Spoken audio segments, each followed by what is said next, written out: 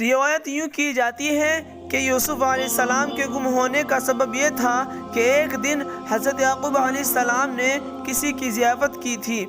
ایک فقیر بھوکا محتاج ان کے در پر حاضر ہوا اور اس محتاج نے کھانے کا سوال کیا۔ حضرت یعقوب علیہ السلام نے فرمایا کہ شاہ جی بیٹھو، کھانا حاضر ہے۔ اتنا بول کر حضرت یعقوب علیہ السلام کسی کام میں مشغول ہو گئے اور اس آنے والے محتاج کو کھانا نہ کھلا سکے۔ وہ فقیر محروم بھوکا یہ دعا کر کے چلا گیا، الہی تو اس کی آرزوؤں کو اس سے دور رکھیو۔ یہ دعا خدا کے دربار میں قبول ہو گئی۔ بس اگر فقیر کو کھانا کھلاتے تو اس کی قوت 40 دن تک رہتی۔ اب اس کے عوض تو 40 برس تک یوسف کے غم میں رہے گا۔ یہ بذریعہ الہام مطلع کیا گیا۔ یہ الہام سنتے ہی حضرت یعقوب علیہ السلام نے خدا کی درگاہ میں التجا کی، تو رحیم و کریم عالم الغیب ہے، جو خطا مجھ سے ہوئی وہ قصدن نہیں ہوئی، غفلت سے ہوئی ہے۔ یہ التجا دربار الہی میں حضرت یعقوب علیہ السلام کر ہی رہے تھے کہ فوراً جبریل علیہ السلام حاضر ہوئے اور فرمایا کہ اے یعقوب، تم پر جو رنج گزرتا ہے تو اس سے بات کو سوچنا چاہیے تاکہ بندوں کو علم ہو کہ خدا جو چاہتا ہے وہ کرتا ہے، اس کے کام میں کسی کو دخل نہیں۔ مروی ہے کہ جب یوسف علیہ السلام کے بھائیوں نے ان کے بدن سے کپڑے اتار کر ننگا کر کے انہیں کنویں میں ڈالا، اسی وقت امر الہی سے حضرت جبرائیل علیہ السلام نے پیراہن حریر کا بہشت سے لا کر انہیں پہنا دیا، اور وہ پیراہن خلیل اللہ کا تھا، جس کی برکت سے آتش نمرود ان پر گلزار ہوئی تھی اور حضرت ابراہیم خلیل اللہ نے نجات پائی تھی۔ مورخین نے لکھا ہے کہ حضرت یوسف علیہ السلام کا سن مبارک اس وقت 12 برس کا تھا، اور بعضوں نے لکھا ہے کہ 13 برس کا تھا، اور بعضوں نے لکھا ہے کہ 17 برس کا تھا، اور یہ بھی لکھا ہے کہ اس اندھیرے کنویں میں یوسف علیہ السلام 3 دن رات رہے۔ اتفاقاً مرض الہی سے ایک قافلہ سوداگروں کا مدین سے اسباب تجارت کا مصر کو لے جا رہا تھا۔ ماندگی کے سبب سے راہ بھول کر اس کنویں کے پاس آ پہنچا۔ اس جگہ کی آب و ہوا خوشگوار پا کر منزل کی، لیکن وہ کنواں سانپ بچھوؤں سے پر اور شہر کی آبادی سے دور تھا، اور پانی بھی اس کا تلخ اور شور تھا، مگر حضرت یوسف کے گرنے سے اس کا پانی شیریں ہو گیا تھا۔ اور سوداگروں کے سردار کا نام مالک زغر تھا، اور بشیرہ نام کا ایک غلام تھا۔ وہ بغرض پانی اس کنویں پر آیا اور پانی کے واسطے اس کنویں میں ڈول ڈالا۔ تب حضرت جبرائیل علیہ السلام نے خدا کے حکم سے آ کر کہا، اے یوسف، تم اس ڈول پر بیٹھ جاؤ۔ جب اس غلام نے ڈول کھینچ کر اٹھایا، دیکھا کہ ایک لڑکا نہایت حسین و خوبصورت اس میں بیٹھا ہے۔ اس نے دیکھ کر کہا کہ ہم نے تو ایسا اور خوبصورت لڑکا کبھی نہیں دیکھا، اور نہ اس وقت اس کا کوئی ثانی ہے۔ حدیث شریف میں آیا ہے کہ حق تعالیٰ نے جملہ حسن کو 2 حصوں میں تقسیم کیا۔ ایک حصہ حضرت یوسف علیہ السلام کو بخشا اور دوسرا حصہ سارے جہان کو دیا۔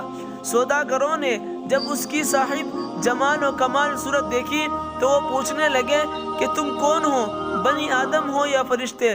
وہ بولے، میں نسل آدم سے ہوں۔ اور ان کے بھائی اس وقت سب کے سب کنویں کے کنارے پر تھے۔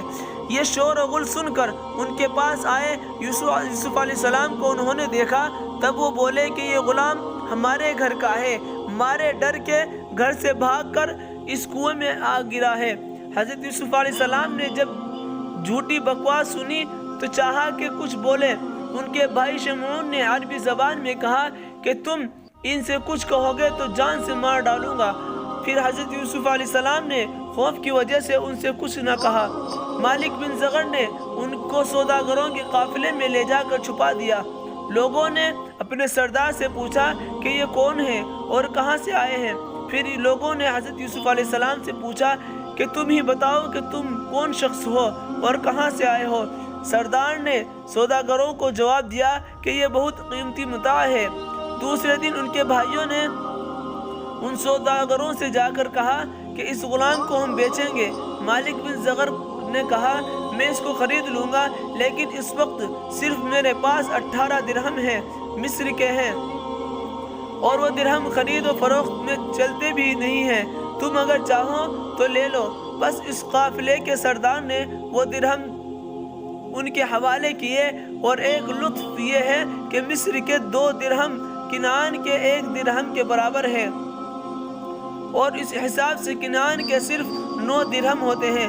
حضرت یوسف علیہ السلام کو اسی قیمت پر بیچا، اور ان کے بھائیوں کی یہ غرض تھی کہ کسی طرح باپ کی نظروں سے دور کر ڈالیں، ورنہ وہ محتاج نہ تھے، جیسا کہ اللہ تعالیٰ نے فرمایا وَشَرَوْهُ بِثَمَنٍ بَخْسٍ دَرَاهِمَ مَعْدُودَةٍ وَكَانُوا فِيهِ مِنَ الزَّاهِدِينَ۔ ترجمہ، اور بیچ آئے اس کو ناقص مول میں، یعنی گنتی کی چونیوں میں، اور وہ یوسف علیہ السلام سے بیزار ہو رہے تھے۔ اور دوسرا قول یہ ہے کہ اگلے دن حضرت یوسف علیہ السلام کے سب بھائی اسی کنویں پر گئے، اور حضرت یوسف علیہ السلام کو قافلے میں پایا تو یہ سب بھائی کہنے لگے، یہ ہمارا غلام ہے اور ہم اس کو بیچنا چاہتے ہیں، کیونکہ یہ ہم سے بھاگتا رہتا ہے، اگر تم اسے خریدنا چاہو تو خرید سکتے ہو۔ قافلے والوں نے کہا کہ ہم اس کو 18 درہم میں خرید سکتے ہیں، اگر تم کو منظور ہو تو ہمارے ہاتھ بیچ دو اور یہ 18 درہم لے لو۔ چنانچہ سب بھائیوں نے مشورہ کر کے یوسف علیہ السلام کو قافلے والوں کو 18 درہم میں دے دیا۔ پھر وہ درہم انہوں نے آپس میں بانٹ لیے، اور ایک بھائی نے اپنا حصہ نہ لیا۔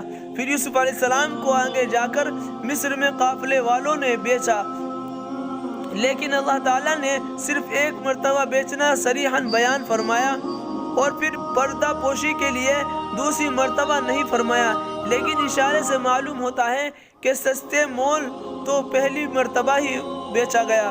اور روایت کی گئی ہے کہ مملوک ہونے کا یوسف علیہ السلام کے یہ سبب تھا کہ ایک دن حضرت یوسف علیہ السلام نے آئینے میں اپنے جمال کو دیکھ کر کہا تھا کہ اگر میں غلام ہوتا تو کوئی شخص میری قیمت نہیں دے سکتا تھا۔